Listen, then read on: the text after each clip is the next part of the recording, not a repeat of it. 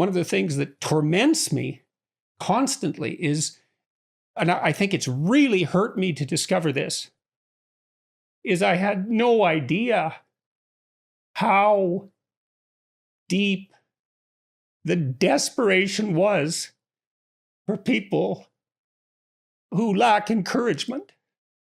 It's just because every time I talk about this, it makes me tear up because of what I've seen, I think. But all these people that I've met now, I spoke when I went on my book tour, which was an unbelievable event, an unbelievably positive event, but also I would even say to some degree traumatically positive. Like it was just too much. I really loved it, but to see the depth of hunger that people had for an encouraging word was unbelievably tragic. And for people to come up to me repeatedly, over and over and over, hundreds, maybe thousands of times, and say, I was in such desperate straits, looking for some encouragement, unable to find it. And then, I came across your lectures. I thought, Jesus, it's pretty thin gruel to feed a starving population. I mean, I'm absolutely pleased beyond belief that people have found what I've done useful, but that doesn't decrease the impact of the realization of just how much hurt there is. And it is hurt that's grounded in a lack of encouragement. I have that. I've been encouraged my whole life. So, and that could easily be part of what. Now, I also thought somewhat in a calculated way about this, like,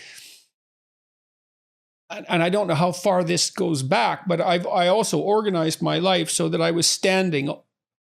I had legs out in many directions. I had a clinical practice. I had a business. I had my professorship. I had my writing. I had multiple sources of income in pretty independent areas. And so I did that in part to maximize my capacity for freedom. I thought, well, and this wasn't something I think I thought explicitly, it was part of what unfolded in my life across time. It wasn't easy to take me out, although I've been taken out a lot, like far more than I thought might be possible. I can't separate that exactly from intrinsic health problems, but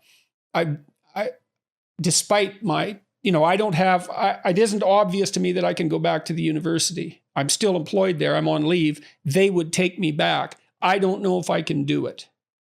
I don't have my clinical practice anymore, which I really miss. I love doing that. And that was 20 hours a week, so that's a lot of time. I finished writing this book, but I'm not writing right now. And so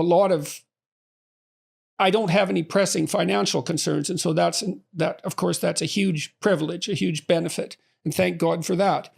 But despite me being distributed like that, I was still taken out pretty hard.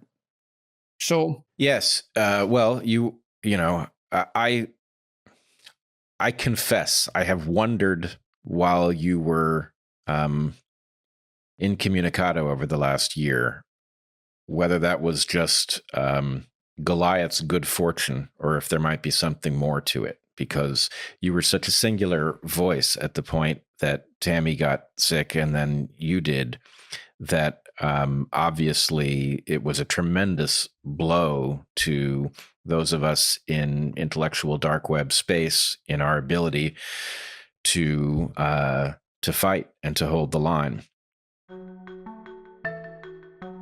Inflation has consequences. As the Fed raises interest rates to combat out-of-control government spending, long-term bonds are diminishing in value, which is crippling the banks.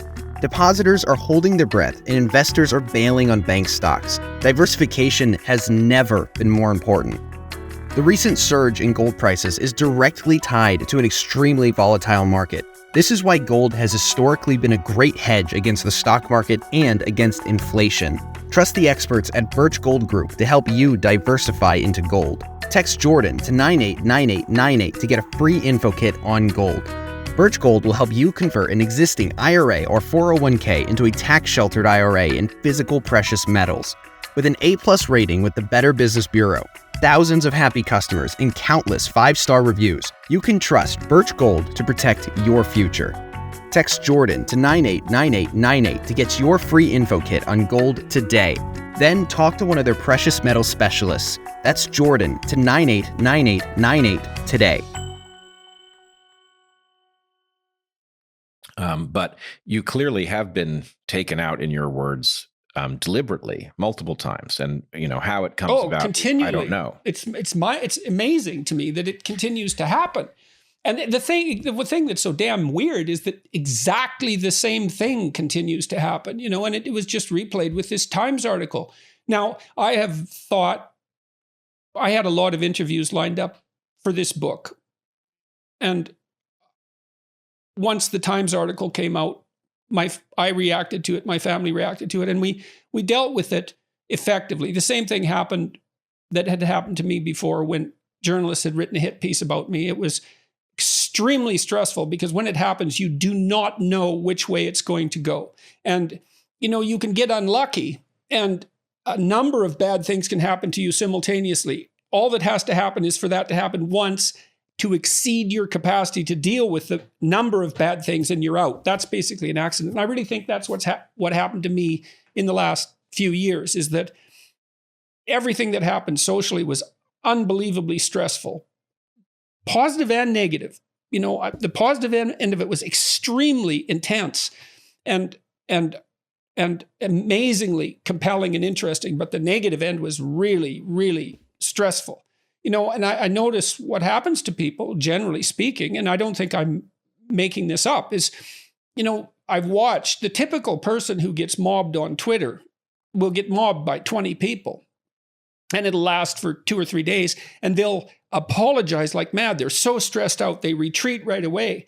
And it's really hard on them, and that happened to me, like, I don't know how many times, 100 times, 200 times, and really publicly. I've been called every bloody name in the book, and that's been really, literally. I mean, I remember one day where I was called a Jewish shill and a Nazi the same day, by 2 competing publications.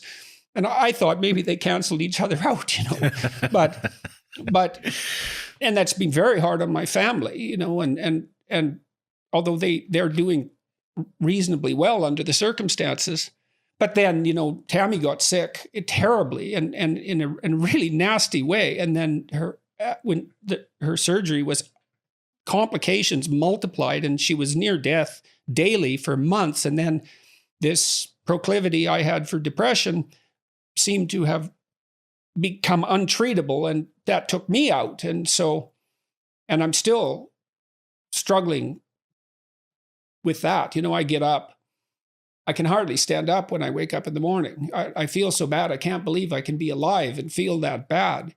I stumble downstairs and I'm in the sauna for about an hour and a half, and then I can stand up long enough to have a shower, which I do for about 20 minutes, and I scrub myself from top to bottom, trying to wake up. And then I can more or less get upstairs and I eat, and then I walk like 10 miles every day because I need to do that in order to deal with this, whatever it is that's plaguing me. And I can get myself to the point where by this time in the afternoon, I'm more or less functional, but then it repeats the next day. And it's so, my God, that's terrible. It is. It's terrible. It's so terrible. It's so terrible that I can't think about it without it being traumatic.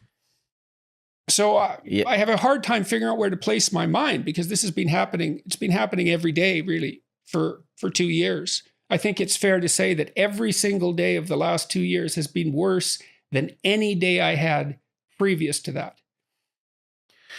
So, oh my goodness. And what a predicament you're in then, because, I can hear, I would guess it anyway, knowing you and knowing of you in the way that I do, but you're caught in this predicament where that's really intolerable. And frankly, most people wouldn't tolerate it. But you also know that there is, both at the level of your family and at the level of those who admire you and listen to you and are, waiting to hear the little bits of affirmation that they need, the little bits of guidance that they were unable to get in the world. How much good comes from your facing that what sounds like a completely excruciating existence. Yeah, it's perverse beyond comprehensibility, which is sort of the hallmark of a traumatizing experience, because it is exactly that. And I look at it and I can't wrap my mind around it. Also my degree of exposure. I mean, when I decided to make those videos, I was playing with YouTube. And I was playing with fire. Like, YouTube is fire in a way. Social media is fire in a way that is unimaginable. It's so powerful. YouTube, we'll see, but YouTube demolishes the printing press in terms of its long-term significance. I mean, because now you can do with video and audio what you did with print, and it's way easier. You have access to a massive audience with no intermediaries whatsoever. And, I don't know really how to grapple with that either, how to comprehend it.